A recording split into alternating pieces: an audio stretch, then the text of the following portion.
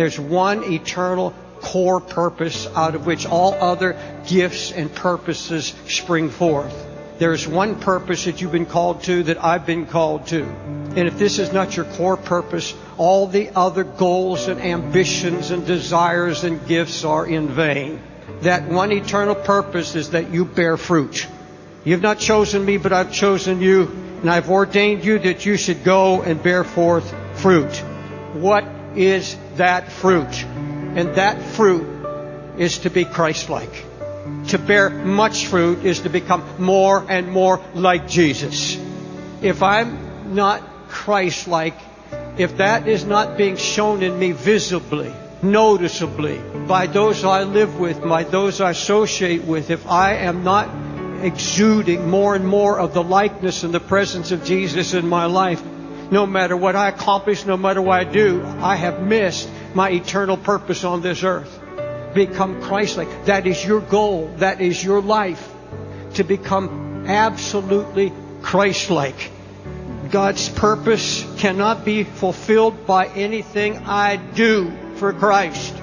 I don't care if I cast out devils. I don't care if I heal the sick. I don't care what I do in His name. It's not what I do, it's what I'm becoming. It's what I am becoming in Christ that is a measure of my fulfilling His eternal purpose in my life. Know you not that your body is the temple of the Holy Ghost? We're called to denounce in the house of God everything that is unlike Christ. We're to expose that which is false, false doctrines, false teachers. I have to look into my own heart, and I have to judge this temple, because judgment begins in this house. Jesus said, every branch in me that beareth not fruit He takes away. If a man abide not in me, he's cast forth as a branch and is withered. And men gather them and cast them into the fire. And what Jesus is saying, anything that is not a reflection of me, everything that does not exalt me, I'm going to do away with it. I'm going to cast it out. You're the temple. Make sure that no avarice or covetousness is in your heart. Make sure there's nothing of the world that's creeping into your own heart. We are called to one purpose, one primary focus, to become fruitful in the likeness of Christ. You and I are not called to be a success. We have put such pressure on our children to be doctors and lawyers and princes and presidents. We have put such pressure on ourselves to keep up with the competitive spirit that is in this world today. And I hear Christians with all their dreams and all of their searching and looking for gifts so that they can offer God, as if they're trying to win favor from the Lord by doing some great thing. How to make Him everything in your life so that you don't need the applause of man. You don't need to produce something. You don't have to write something. You don't have to do something. But you lean on Him, and the greatest thing that you're getting from God is revelation of who Christ is. Do you want to bear much fruit? This has to begin in my home. It has to do with how I treat my wife.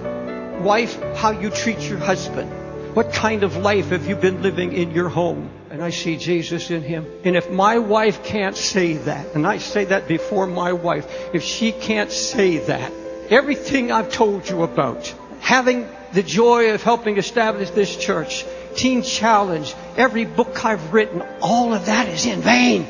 Means nothing. What's it like now in your relationship? Is it more and more like Jesus? Or are you allowing the bitterness to grow? There's no other test important in this life. No other test so strong. Because it's a school you never graduate from. And just when you think you have it all right, the enemy will come in like a flood. But you have this deep core principle in you. My purpose here is to be like Christ to my wife, to my family, to my neighbors, and on the job. My calling is to be Christ-like. I see Jesus in you. I've been told that I have to love my enemies. I've been told I have to love those who abuse me, despise me. I've been told I'm to love those who can't love me back. As I'm telling you now, it's absolutely humanly impossible to love in human flesh. You cannot love the love of Christ and be like Christ by any human ability. This is the work of the Holy Spirit. And when He comes, He will lead you into all truth. He will lead you into the way Jesus loved. The Holy Ghost, you're right here in my temple. Now teach me how to love. Teach me how to be Christ-like.